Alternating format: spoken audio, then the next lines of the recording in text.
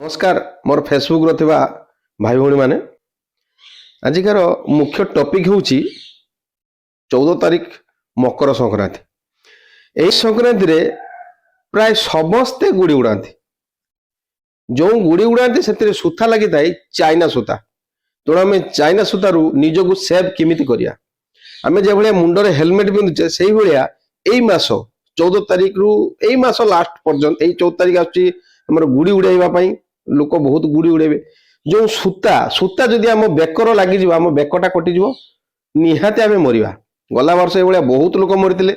तेणु एवर्ष आपण मैंने कौन करेंगे ये गामुछा गोटे बेकर पकई घर बाहला मतलब हेलमेट पिंधले गामुछा गोटे पकई कांधरे यहाँ बेकर ये गुड़े देवे जमी आप सूता लगे गामुछा लगे आप बेक सेव हो रही। तेणु दयाकोरी समस्ते यही मास खंडे खंडे बेकर गामुछा पकातु आ निज बेक को सेव रखु।